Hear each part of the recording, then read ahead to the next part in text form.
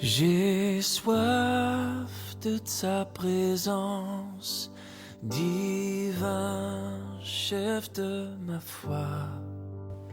Soyez les bienvenus pour cette semaine de prière. C'est une joie d'être avec vous. Et nous allons prendre quelques temps, quelques minutes là ce matin pour considérer quelque chose qui concerne encore le fait de chercher Dieu. Vous savez que c'est le thème de cette semaine de prière, chercher Dieu. Et ce que je voudrais laisser sur votre cœur ce matin, c'est que le Saint-Esprit vous exhorte à chercher Dieu.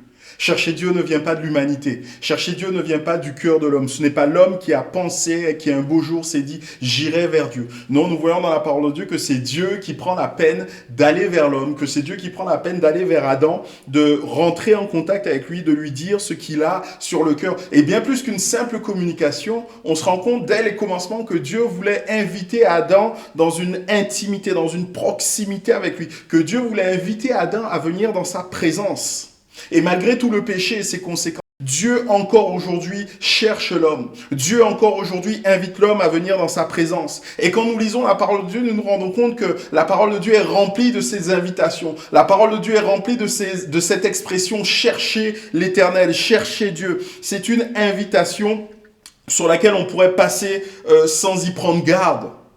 Mais nous devons réaliser que c'est le Saint-Esprit qui nous invite, qui exhorte à chercher Dieu, et nous devrions y consacrer nos cœurs. Et je voudrais faire avec vous une lecture que nous allons trouver dans le deuxième livre des Chroniques au chapitre 15. Et au verset 1er, il nous est relaté là l'histoire, ou plutôt une partie de l'histoire d'un homme. Et cet homme s'appelle Asa, pardon, j'ai perdu son nom.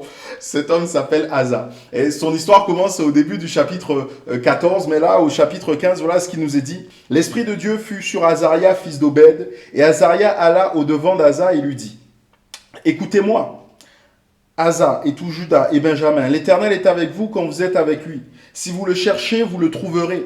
Mais si vous l'abandonnez, il vous abandonnera. Pendant longtemps, il n'y a eu pour Israël ni vrai Dieu, ni sacrifice qui enseigne, ni loi. Mais au sein de leur détresse, ils sont retournés à l'Éternel, le Dieu d'Israël. Ils l'ont cherché et l'ont trouvé.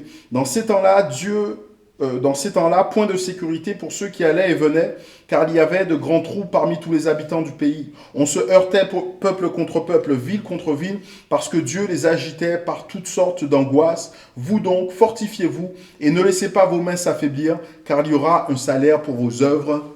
Amen. Ici, l'Esprit inspire un prophète, Azaria, qui va parler, qui va interpeller Asa et qui va lui dire « mais cherchez Dieu ». Mais avant cela, il va leur expliquer, leur démontrer, leur faire comprendre qu'il y a des conséquences négatives au fait de ne pas chercher Dieu. Et nous les avons vus, il n'y avait pas de sécurité dans le peuple, il n'y avait pas de sécurité dans le pays. Il y avait guerre entre les peuples, il y avait guerre entre les villes. Toutes les invitations qui nous sont lancées peuvent être refusées. Toutes les invitations qui nous sont proposées peuvent un jour ne pas trouver écho dans notre cœur et on peut s'en détourner. Il n'y a aucune obligation à chercher Dieu. C'est une invitation que Dieu nous fait, c'est une invitation que Dieu nous lance, mais il y a des conséquences. Se détourner, ne pas choisir d'écouter Dieu aura des conséquences pour notre vie. Décliner une invitation quelconque ne va pas changer, transformer notre vie, mais quand il en est question de la parole de Dieu, cela est tout autre. L'Esprit nous éclaire sur les conséquences d'un tel choix. Refuser de chercher Dieu, c'est vouloir rester maître de nos vies et c'est courir à notre catastrophe. Pourtant, Dieu est le bon berger, celui qui nous conduit vers de verts pâturages. Mais lorsqu'on se détourne de lui, on a vite fait de se retrouver dans les vallées de l'ombre de la mort. L'Esprit encourage à rechercher Dieu, mais il va aussi donner cette certitude que l'on va trouver Dieu si on le cherche au verset 2. Voilà ce qu'il est dit. Pardon. Et Azaria alla au-devant d'Asa et lui dit, « Écoutez-moi, Asa et tout Juda et Benjamin, l'Éternel est avec vous quand vous êtes avec lui. Si vous le cherchez, vous le trouverez, mais si vous l'abandonnez, il vous abandonnera. Si vous le cherchez, vous le trouverez. » Il y a ici cette certitude. Et je pense que l'Esprit commence par donner cette certitude tout simplement parce que lorsqu'on est devant une grande tâche, lorsqu'on est devant une tâche immense à réaliser, on peut vite se décourager avant même d'avoir commencé, devant l'immensité de la tâche, devant la gigantesqueté, je ne sais pas si ça se dit la gigantesqueté, mais j'invente ce mot, un néologisme, devant l'énormité, voilà, ça existe, devant l'énormité de la tâche, Dieu est celui qui veut nous encourager par son Saint-Esprit. Et il nous indique que nous allons trouver, que nous allons atteindre le but. On va atteindre le but par nos efforts qui sont importants, mais qui ne sont pas indispensables. Nous devons faire des efforts pour rechercher Dieu. Mais le gros du travail ne vient pas de nous, le gros du travail vient de Dieu. Souvenez-vous de ce passage, l'Éternel se laisse trouver. Bien sûr, par ceux qui le cherchent, mais il s'est laissé trouver. Cet engagement de Dieu est pour nous comme une promesse. On peut s'appuyer sur cela. Nous pouvons avoir comme certitude que Dieu veut. Et Dieu va se laisser trouver par ceux qui le cherchent. L'Esprit continue encore et met l'accent sur une autre chose, c'est la nécessité de trouver Dieu au moyen de l'enseignement de la loi divine. Il dit qu'il n'y avait dans le peuple d'Israël aucun enseignement, il n'y avait aucune loi qui était donnée, et c'est pour ça que le peuple s'est détourné. Comment est-ce que vous cherchez Dieu? Où est-ce que vous cherchez Dieu? Qu'est-ce qui est votre guide pour aller vers Dieu? Certains vont chercher Dieu dans la nature. Certains vont chercher Dieu dans l'homme. Juste avoir en contact, je me souviens de cet homme que j'ai rencontré à Lyon et qui me disait, mais pour moi, dès que j'ai rencontré l'autre, chacun a une part de Dieu. Et dès que j'ai rencontré l'autre, j'ai rencontré quelque part Dieu. Mais c'est tellement limité. Certains vont chercher Dieu dans les plaisirs, dans les jouissances de ce monde. On peut chercher Dieu de tout son cœur, mais au mauvais endroit. On peut chercher Dieu de tout son cœur, mais de la mauvaise manière. Mais là, l'Esprit est clair et l'Esprit nous dit qu'il nous faut chercher Dieu selon ce que Dieu lui-même a prévu pour nous. Ailleurs, dans le premier livre des Chroniques, chapitre 15, verset 13, voilà ce qu'il nous est dit. « L'Éternel notre Dieu nous a frappés, car nous ne l'avons pas cherché selon la loi. » Dieu a pourvu un moyen pour nous, pour que nous le cherchions. C'est au travers de la parole de Dieu, c'est au travers de la prière. Pour ne pas se tromper, il nous suffit tout simplement de le chercher au travers de ces événements, de ces éléments. Et nous ne pourrons pas passer à côté.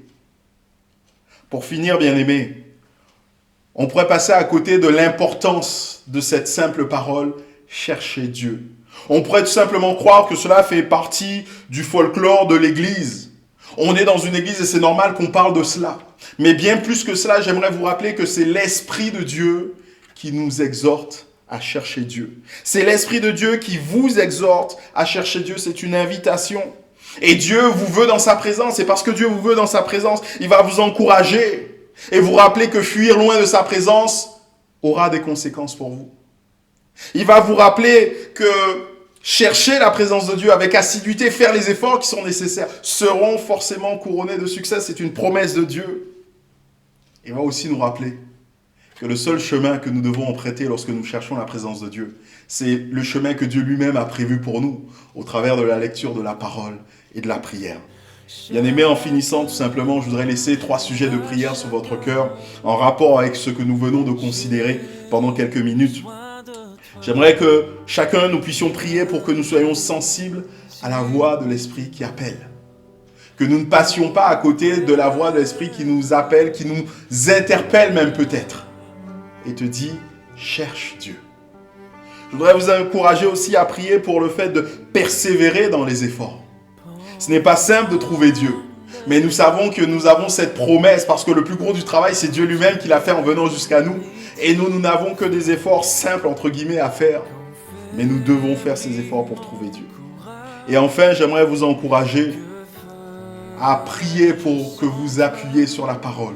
Que la parole de Dieu soit ce socle qui vous permet d'aller jusque dans la présence de Dieu. Que le Seigneur vous bénisse tout au long de cette journée, mais en particulier dans ce temps que vous allez mettre à part maintenant pour prier, pour chercher la face de Dieu. À demain, Dieu.